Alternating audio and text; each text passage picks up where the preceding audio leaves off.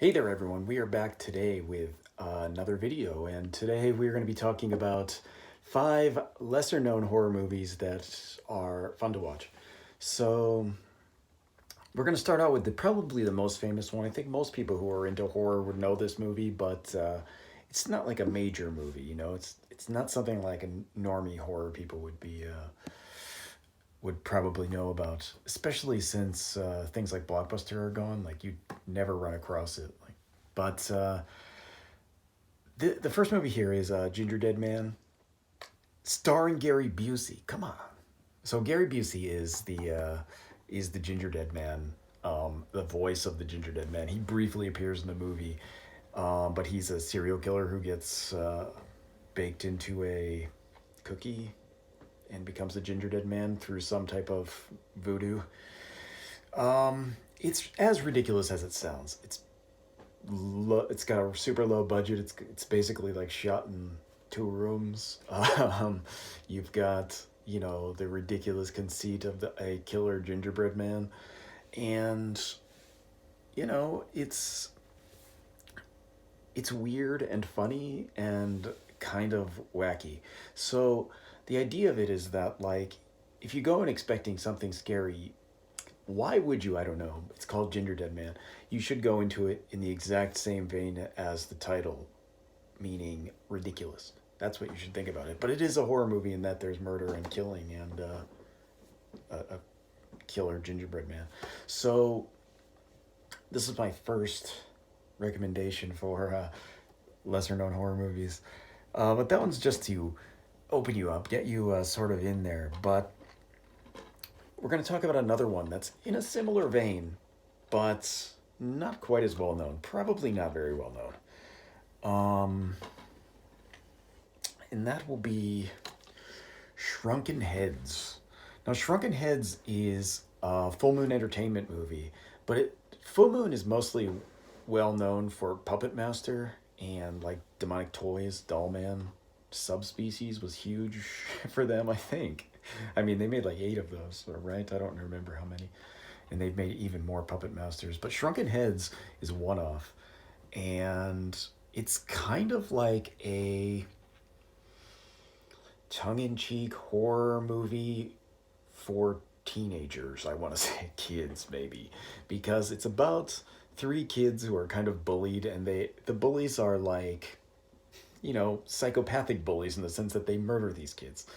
And the kids have again, there's a voodoo involved in this, but they're brought back as shrunken heads with magical powers to take revenge upon the people who murdered them. It is ridiculous. This movie is ridiculous. It's got terrible effects in the way that all Full Moon Entertainment does, but it's got a fun story and kind of I remember watching this and thinking, like, this movie is really fun. It's not terribly good. It's not terribly well put together. It's not terribly like unique plot or anything beyond the killer drunken heads thing.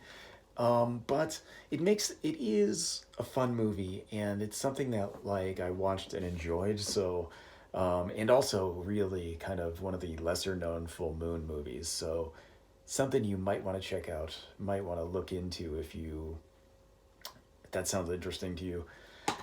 Um, Next, we're gonna move on to something else, something entirely different. So this one is actually an anime, um, and this is Gyo by Junji Ito. This is a manga also, but the anime is uh, different and the same. So like, in the manga, it's about a guy and his girlfriend, and the girlfriend like gets nearly in the beginning of the movie is one of the first people who dies. She sort of dies. I mean, if you've read the story, you know what I'm talking about. But like, she's not the main character. The boyfriend is the main character. But in the anime, the girlfriend is the main character. So there's like lots of things changed from the story to fit that it's the girl and not the guy. But other than that, the main plot of the story is the same, and it's a crazy story. So it's about this kind of military project gone off that creates initially it creates fish that have legs, like mechanical legs. So the fish are basically dead, but their dead bodies are fueling these kind of mechanical things that are attached to them. And of course, as if you can imagine, like it spreads. So as they kill things, like those things can also be kind of taken over. It's sort of like a zombie thing in a new, entirely different way of making them. But so it's obviously it's taking things from the sea. So there, if you can imagine things like that you wouldn't want walking around from the sea, walking around. So you've got like sharks with giant legs that are running through, attacking people. It's one of the big scenes in this is the shark attack. But you know, beyond that, it expands beyond just the fish. But gill actually just means fish. Um, it's kind of an interesting story. The manga is more in depth. Obviously, this is not that long of a movie. I think it's only yeah, it's 70 minutes. That's not. It's not a full length movie, right? Well, I guess 70 minutes is kind of like just the limit for full length, maybe. But it's quite good. The anime does a good job of like with the new character, like a new perspective with a different character. It doesn't like change the movie. I mean the original story that much, and it's interesting. It's fun. I mean, it's not fun. It's a good anime, and it's fun to watch if you've read the manga and you want to see those things in action. But it's not. The story is not fun. It's kind of weird and dark, and um, you know, it's a Junji Ito story. It's not gonna turn out well for anybody. So next we've got another movie here, totally different from that one as well. This is The Whisperer in Darkness. So The Whisperer in Darkness is an adaptation of an H.P. Lovecraft story, and this is unique in that it's made by the H.P. Lovecraft Historical Society Motion Picture Department, and they've like made another movie. They made a Call of Cthulhu as like kind of a silent, like a 1920s style silent film. So there's, but Whisper in the Darkness is not a silent film, but it is black and white. It's made to be like a movie from the 40s or something. But it's done quite well. It's really creepy. It captures the mood of the story perfectly, and basically all of these H.P. Lovecraft Historical Society movies like capture the film, the adapt it quite well. It's not like other H.P. Lovecraft adaptations where it's like Dagon or whatever, where it's like adapting the wrong story with it and also doing it kind of poorly. Even though I also like that movie, but The Whisper in the Darkness here adapts the story perfectly, makes everything interesting to watch, and kind of takes a slower story. That in the story, there's lots of like communication via letter and stuff that they cover it in the same way quite well in this movie. So there's interesting things where there's monsters and like kind of a intrigue plot that's going on in the background, and as it unfolds to the main character you kind of figure things out, and then there's like a twist. So it's interesting. It's a really good story, but also this is like a perfect adaptation of it. And for some reason I have this on Blu-ray and DVD. Like, not that this Blu-ray came with a DVD, but like I bought it twice. And I bought one on DVD and one on Blu-ray, and I think I might have done that because the Blu-ray version has Japanese subtitles for some reason, and I don't think the DVD did. But also, the Japanese subtitles in this are fucked. They're like they're not very good. They're absolutely terrible. They're not formatted correctly, and they're like like they'll run over in lines, and they're nonsensical. It's like someone just dropped the script into Google Translate and hoped for the best and never checked out the layout of it. So kind of a wash for buying it just for the I mean, guess I upgraded to DVD on Blu-ray from DVD, but other than that, the main purpose of getting it for the subtitles kind of was ruined.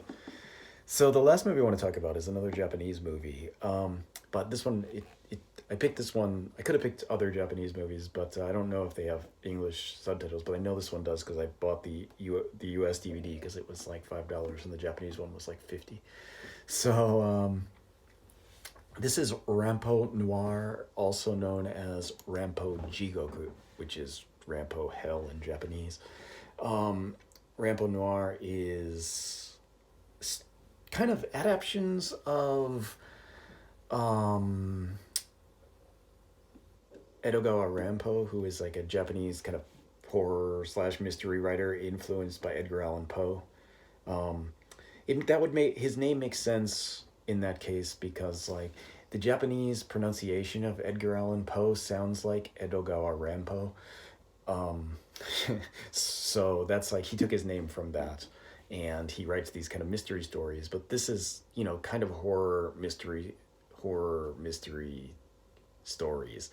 But there's four stories in here, but one of is very short and kind of non like um, makes less sense. But there's three that are great adaptations of the story, and also quite interesting. Like some of the better stories I think of Rampo, he has a famous detective kind of character that appears in this, but like some of the same actors play characters in the other stories as different people. So in one case, like this guy right here will play the kind of the criminal, and in other cases he'll play the detective. So it's interesting, but what do I want to say? If you've never seen this, it's not a funny. It's not even it's not fast paced. It's like four short stories, and one is like 5 minutes, so it's really short, and the other three make up the rest of the movie. But it's slower paced. It's more of a slow burn, but like by the end, it's just like holy shit. Seriously, um, it's like the last scene of the last thing of this movie is just like somewhat vomit inducing. It's like really gross. It's just like, oh Jesus. Um and I really like I think that's a really good thing because this movie takes like a kind of a slow burn, and it's three stories that are not connected, but like they have a tone that fits really well. So you get this kind of detective story, and then you have this kind of weird S&M torture story, and then you have this other kind of crazed stalker story, kind of. So when you listen, no, I mean not listen. When you watch these movies, it builds up in such a way that you know, even though they're unconnected, the tone of it just builds up in such a way that it's like hard hitting by the end. You're just like, you're just like, oh my god, can't believe it. So yeah, that's five lesser known horror movies that I would recommend. Let me know in the comments below if you have any movies that are lesser known horror movies that you would recommend, or something you think I would enjoy, or I don't know, whatever, anything you want to talk about. So yeah, just comment below, and I will catch you guys tomorrow.